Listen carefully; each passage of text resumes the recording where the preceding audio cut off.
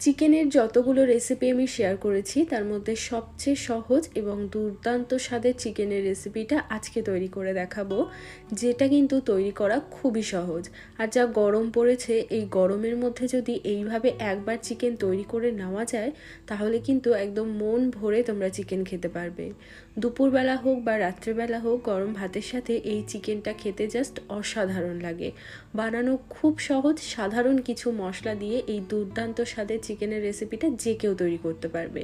তাহলে চলো আর কথা না বাড়িয়ে একদম অন্যরকম একটা স্বাদের চিকেনের রেসিপি দেখে নেওয়া যাক। নমস্কার, আমি সুস্মিতা। আমার রান্নাঘরে সবাইকে স্বাগত জানিয়ে শুরু করছি আজকের রেসিপি। চিকেনের এই রেসিপিটা তৈরি করার জন্য এখানে আমি নিয়েছি 700 গ্রাম চিকেন। চিকেনটাকে সবার প্রথমে আমাদের ম্যারিনেট করতে হবে। তার জন্য আমি দিয়ে দিচ্ছি 1 চামচ মতো লবণ, দিয়ে দেব 1 চামচ গোলমরিচের গুঁড়ো, দিয়ে দিচ্ছি হাফ চা চামচ মতো গরম মশলার গুঁড়ো, দিয়ে দেব 1 টেবিল চামচ আদা রসুন কাঁচা লঙ্কার পেস্ট, আর দিয়ে দিচ্ছি একটা গোটা পাতিলেবুর রস। এবার দিয়ে দেব টক দই। এখানে আমি 200 গ্রাম টক দই নিয়েছি আর দইটাকে খুব ভালো করে ফেটিয়ে নিয়েছি। এখন সমস্ত কিছু খুব ভালো করে চিকেনের সাথে মাখিয়ে নিতে হবে। এই চিকেনের মধ্যে আর কিন্তু কোনো রকম মশলা অ্যাড করব না। এই মশলা দিয়ে চিকেনটা তৈরি হবে, আর যেটা খেতেও কিন্তু ভীষণ সুস্বাদু হয়। এই গরমের জন্য তো একদম পারফেক্ট একটা রেসিপি। তো দেখো, চিকেনটাকে খুব ভালো করে মাখিয়ে নিতে হবে। তো চিকেনটাকে মাখিয়ে নেওয়ার পর মোটামুটি আধ ঘন্টা মতো চিকেনটাকে রেস্টে রাখতে হবে। আধ ঘন্টা পর এখন রান্নাটা শুরু করব। তার জন্য কড়াইতে আমি দিয়ে দিচ্ছি 2 থেকে 3 টেবিল চামচ মতো সাদা তেল। রান্নাটা আমি সাদা তেল দিয়ে করছি, তোমরা চাইলে সর্ষের তেল দিয়েও করতে পারো। তেল ভালো করে গরম হলে এখন এর মধ্যে অ্যাড করে দেব 2টো শুকনো লঙ্কা, দিয়ে দিচ্ছি একটা দারচিনির টুকরো, 2-3টে দিয়ে দেব এলাচ, হাফ চামচ গোটা জিরে, হাফ চামচ দিয়ে দেব গোটা গোলমরিচ। এবার এই মশলাগুলোকে কয়েক সেকেন্ডের জন্য একটু ভেজে নিতে হবে, যাতে মশলার সুন্দর গন্ধটা তেলে চলে আসে। মশলাটাকে কয়েক সেকেন্ডের জন্য একটু ভেজে নিয়েছি। এখন এর মধ্যে আমি দিয়ে দেব 2টো ছোট সাইজের পেঁয়াজ কুচি, আর এই পেঁয়াজটাকে আমাদের একটু লাল লাল করে ভেজে নিতে হবে। তো এখানে দেখো, পেঁয়াজটা কিন্তু বেশ লাল করে ভাজা হয়ে গেছে।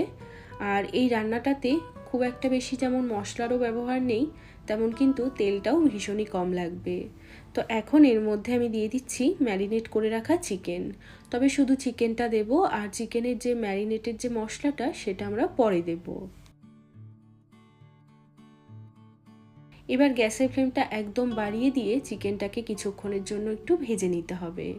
এই সময় গ্যাসের ফ্লেম কমানো যাবে না, তাহলে কিন্তু চিকেনের থেকে জল ছেড়ে দেবে, চিকেনটাকে আর ভালো করে ভাজা যাবে না।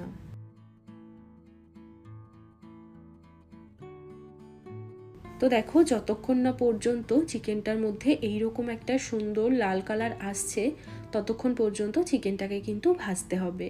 তো এখানে আমি মোটামুটি 10 থেকে 15 মিনিট মতো সময় নিয়ে মিডিয়াম টু হাই ফ্লেমে চিকেনটাকে ভালো করে ভেজে নিয়েছি। এখন এর মধ্যে আমি ম্যারিনেটের যে বাকি মশলাটা ছিল সেটা দিয়ে দেব, আর তার সাথে বাটিটা ধুয়ে দিয়ে দেব হাফ কাপ মতো জল। এবার খুব ভালো করে নেড়ে চেড়ে মিশিয়ে নিয়ে ঢাকনা লাগিয়ে একদম লো আঁচে চিকেনটা সেদ্ধ হওয়া পর্যন্ত রান্না করতে হবে।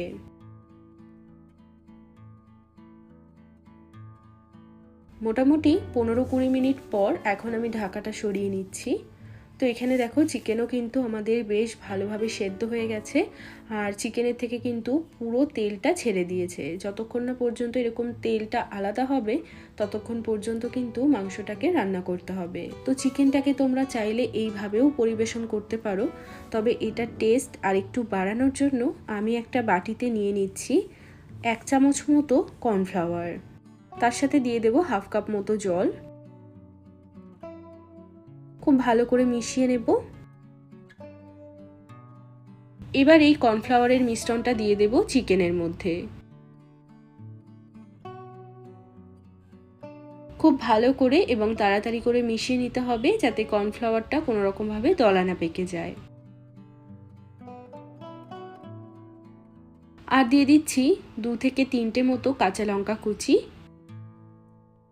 আর দিয়ে দেবো একটা পাতিলেবু, যেটাকে আমি এরকম গোল গোল করে কেটে নিয়েছি। এবার সমস্ত কিছু মিশিয়ে নেব। এবার চিকেনটাকে আরও 5 থেকে 6 মিনিটের জন্য একটু জাল করে নিলেই তৈরি হয়ে যাবে আমাদের দুর্দান্ত স্বাদের এই চিকেনের রেসিপিটা। আর এই চিকেনটা এইভাবে রান্না করার জন্য চিকেনের স্বাদ কিন্তু একদম অন্যরকম। রেগুলার চিকেনের ঝোল বা চিকেন কারির থেকে সম্পূর্ণ আলাদা। আর এই গরমকালের জন্য তো একদম পারফেক্ট একটা রেসিপি। এটা খেতে যে কি অসাধারণ লাগে, একবার বাড়িতে তৈরি না করলে কিন্তু এর স্বাদটা বুঝতেই পারবে না। গরম ভাতের সাথে তো এই চিকেনটা খেতে অসাধারণ লাগে। অবশ্যই তোমরা এইভাবে একবার চিকেনের রেসিপি তৈরি করে দেখো, এর স্বাদ একদম মুখে লেগে থাকবে।